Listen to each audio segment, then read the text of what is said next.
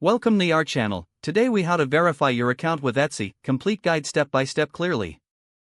To verify your account with Etsy, first, log into your Etsy account using your email address and password. Once logged in, navigate to your account settings.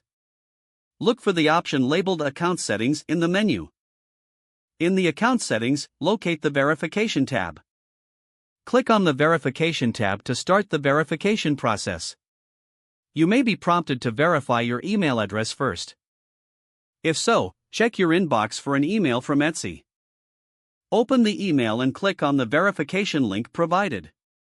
Return to your Etsy account and refresh the page. If your email is verified, you can then proceed to verify your identity. Etsy may ask for some personal identification documents at this stage.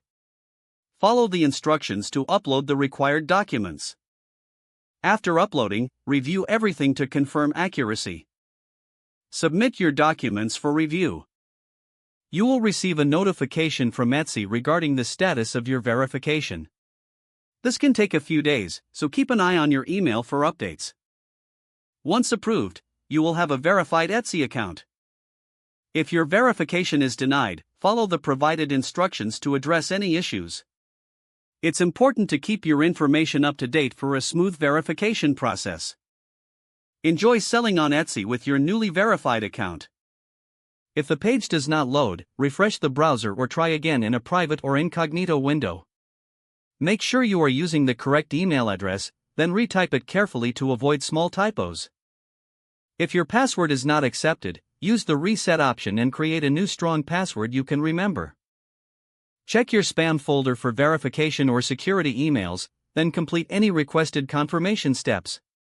Enable two-factor authentication if available to improve account security and reduce unauthorized. After signing in, review your profile details so your contact information and settings are accurate and current.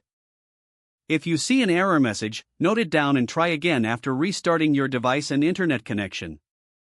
Don't forget to like this video and subscribe to our channel for more step-by-step tech guides.